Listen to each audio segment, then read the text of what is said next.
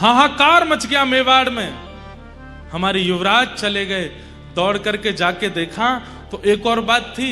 आज वैसे तो मीराबाई कभी श्रृंगार करती नहीं थी, जोगन भेष में रहती थी। आज उन्होंने पता नहीं ठाकुर जी का कोई उत्सव करने के लिए 16 श्रृंगार और कर रखे हैं। सर से नख तक पूरे श्रृंगार में है आज मीराबाई, और उनकी गोद में राजा भोज मरणासन है, मृत्यु सैया पर है, मर चुके हैं। और इस दृश्य को देख करके तो और आग बबूला हो गए घर के लोग।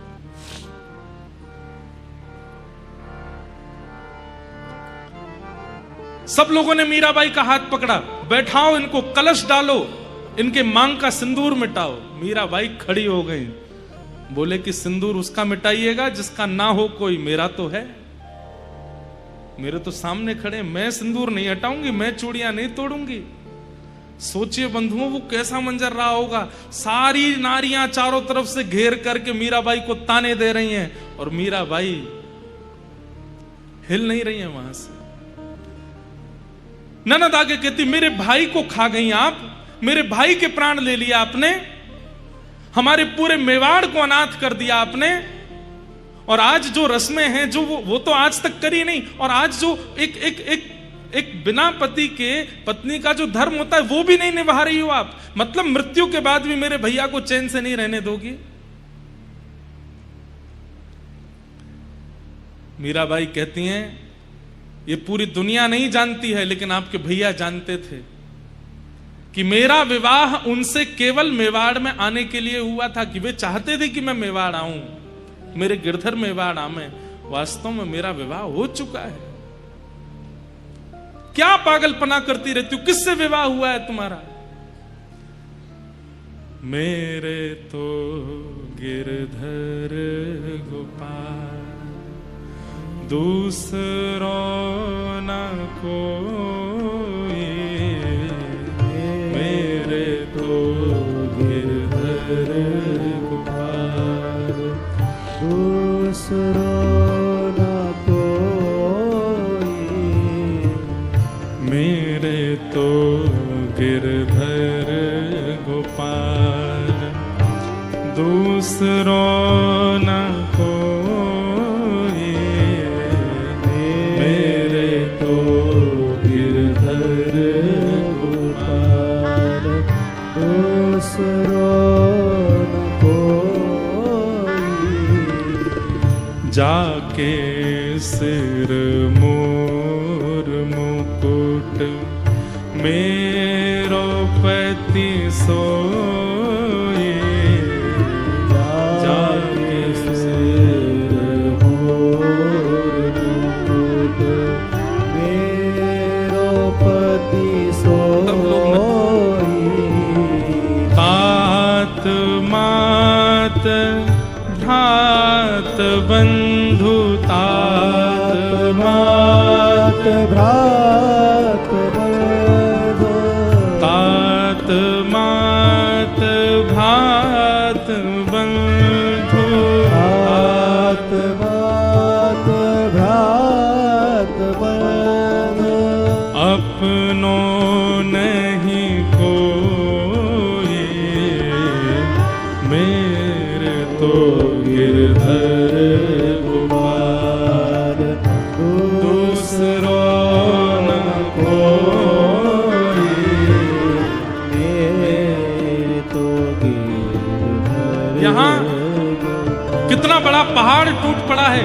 एक तरफ राजा कुंवर भोज की अर्थी जा रही है, और दूसरी तरफ मीराबाई गिरधर लाल को कस के पकड़ के खड़ी हैं, और ना जाने कितनी नारियां वहां पर उनको खींच रही हैं, उनके हाथ के चूड़ियां तोड़ने के लिए, मांग का सिंदूर मिटाने के, और वे गा रही हैं कि मेरे यही हैं और कोई नहीं है। जब ये हैं तो फिर मैं सिंदूर क्यों हटाऊं?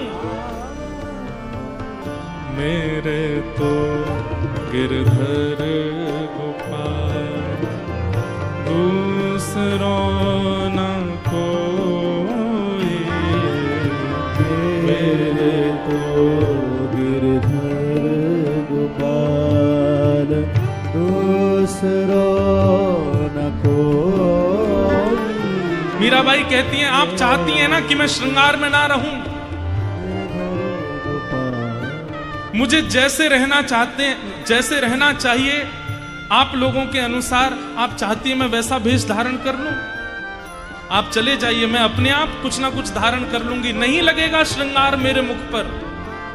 और चूनर के किए टूक ओढ़ लीने लो,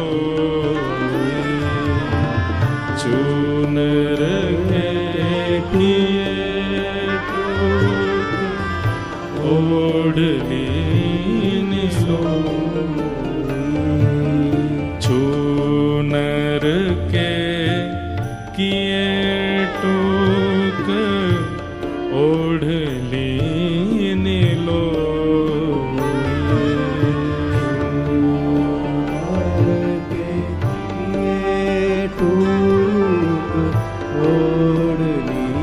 और हाँ हाँ मोती माल तोड़ दई, मोती माल तोड़ दई, हे मोती माल तोड़ दई, मोती माल तोड़ दई, वन माल कोई मेरे तो गिरधर गोपाल, मेरे तो गिरधर गोपाल, मेरे तो गिरधर गोपाल, मेरे तो। यही गाते हुए मीराबाई झूम रही हैं, भक्तमती मीराबाई की।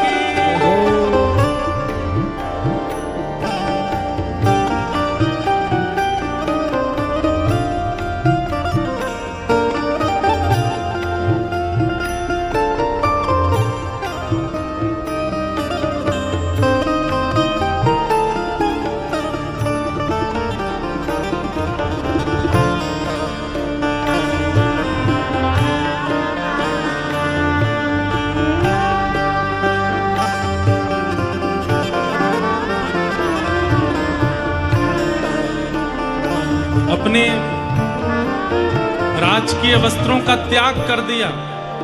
जो मीरा बचपन से आज तक एक राजकुमारी तो है ही, उसी भेष में रहती, लेकिन आज बैरागन हो गई है। केवल एक सामान्य सी लोई मतलब सॉल उसको ओढ़ लिया है। गले में मोतियों के और अद्भुत अद्भुत रत्नों की माला सब उतार करके किनारे धर दी है। गले में केवल एक बनमाला और केवल एक तुलसी की माला धारण कर ली है। हाथ में करताल उठा ली है और आ गई है सबके सामने। बोले अब आप राजी हैं? मैं ऐसे ही रहूं? आप यही चाहते थे ना? अब मेरे रूप को देख लीजिए, अब चिंतित मत होइए। तुरंत गई हैं चार भुजानाथ जी का जो मंदिर बना है और वहां जाकर के संतों के मध्य दोनों भुजा उठा करके नृत्य करने लगी मीरा। भगत देख राजी होई, जगत देख रोई, भगत देख राजी होई, जगत देख रोई। हे दासी मीरा लाल गिरधर, दासी मीरा लाल गिरधर, दासी मीरा लाल गिरधर, दासी मीरा लाल गिरधर। तारो अब मोहे मेरे तो गिरधर गोपाल, दूसरो न कोई मेरे तो गिरधर गोपाल। हे दासी मीरा लाल गिरधर, दासी मीरा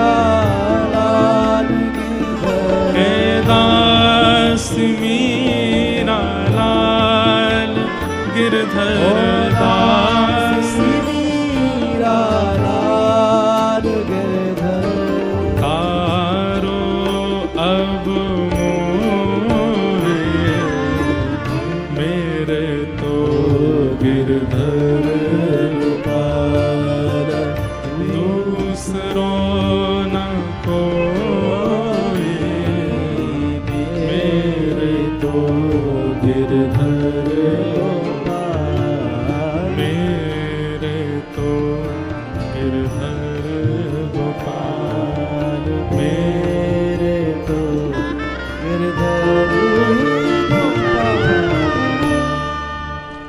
मीराबाई इस भाव से अपने वस्त्र नहीं उतार रही हैं कि भोज राजा चले गए हैं तो मुझे ऐसे रहना है, वो बल्कि इस भाव से अपने वस्त्रों को धारण कर रही हैं, भगवा भेष पहन रही हैं, बैरागण का भेष धारण कर रही हैं कि संत जन वो कृष्ण के हैं, वो ठाकुर जी के हैं, इसीलिए तो विरक्त भेष में रहते हैं।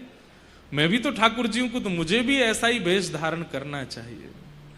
ना कोई श्रृंगार है, ना कोई चटकदार वस्त्र है, सामान्य सी एक लोई ओढ़ करके गले में बनमाला और केवल तुलसी माला पहन करके मीराबाई अब अपने रूप में आ गए हैं। मेवाड़ का राजा बना दिया गया है कुंवर भोजराज के छोटे भाई को, जिसे सब राणा कह करके बुलाते हैं। और आप सुनकर के आश्चर्यचकित होंगे, राज्य गद्दी पर बैठते ही राजा सबसे पहला निर्णय जो लेता है वो निर्णय बहुत महत्वपूर्ण होता है। और यहां राणा ने सबसे पहले राज्य गद्दी पर बैठते ही निर्णय लिया है, मीराबाई की मृत्यु, मेरे भाई को मारने वाली, मेरे पूरे परिवार का नाश करने वाली मीरा को मैं जीवित नहीं देख सकता, उसे मरवाना है चाहे जैसे मरे, उनकी मृत्यु मुझे चाहिए।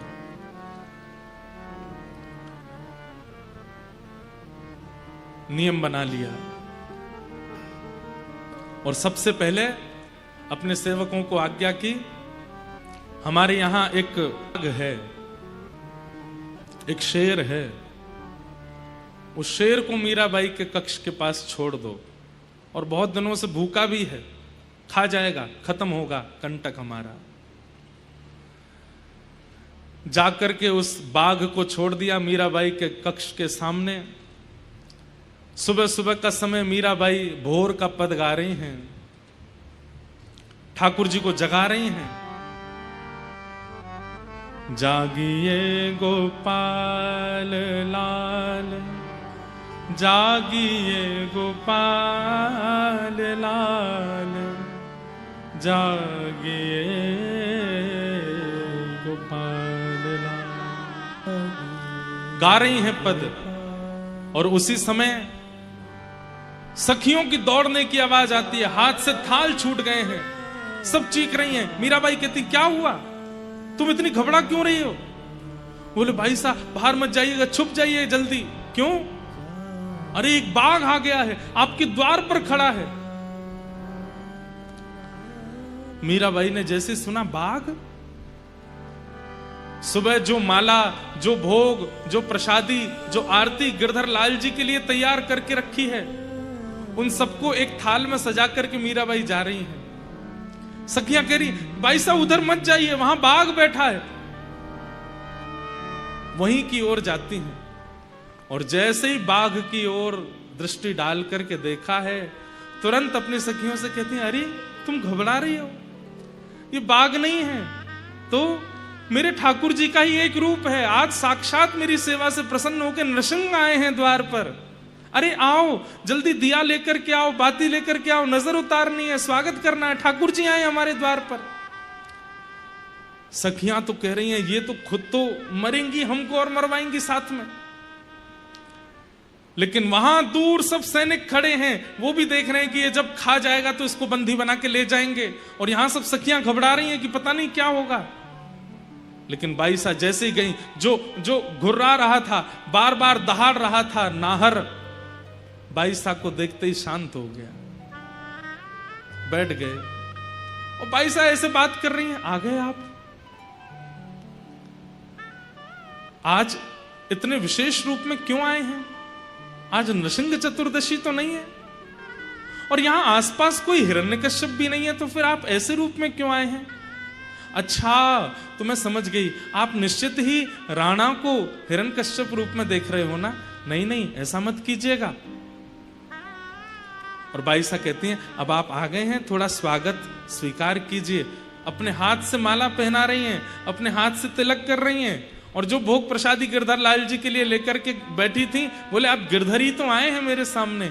अपने हाथ से, जैसे कोई बछिया बछड़ा को पवाता है, ऐसे अपने हाथ से पवा रही हैं उस बाघ को। सब जगह मेरे ठाकुर जी।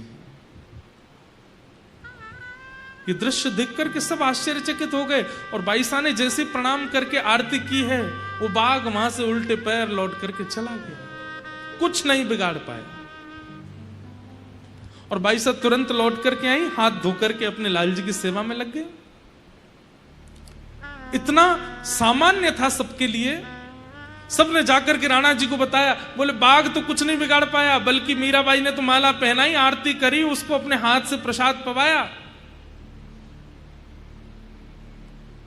अब बंधुओं, ऐसी स्थिति में सोच विचार तो यह करना चाहिए कि भाई उनकी भक्ति कैसी है कि बाघ भी उनसे कुछ नहीं बोला।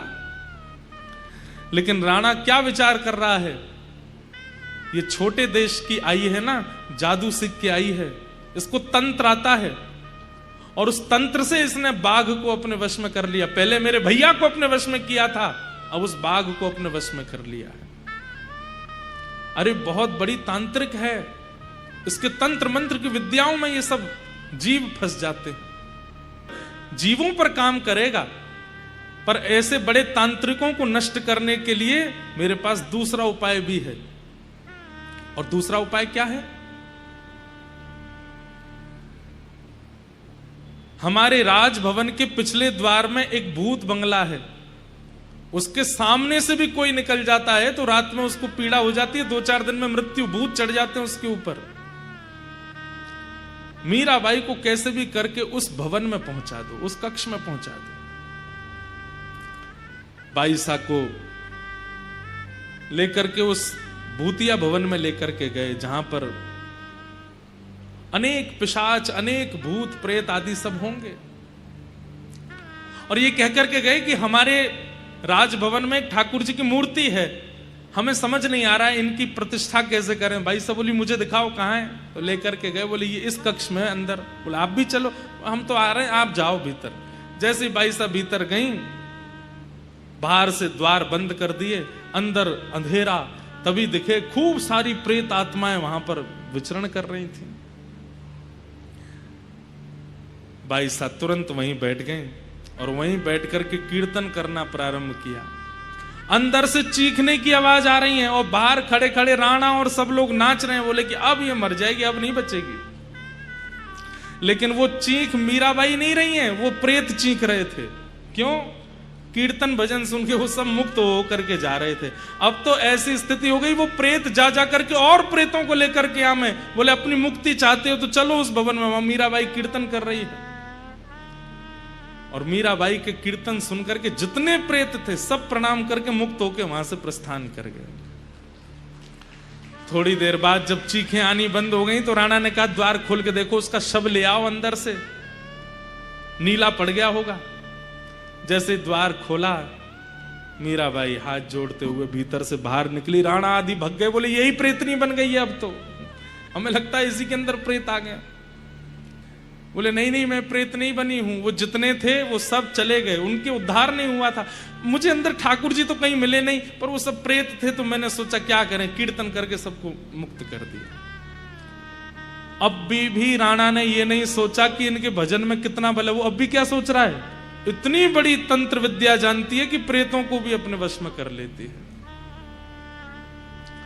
भक्त की भक्ति समझना बहुत बड़ा काम है, और इसी से वैष्णव अपराध बनता है बंधुओं। जब हम किसी भक्त की भक्ति को आकलन करने लगते हैं और पहचान नहीं पाते और अपने मन में सोच लेते हैं ये बनते बहुत बड़े हैं पर हैं नहीं, यही वैष्णव अपराध है।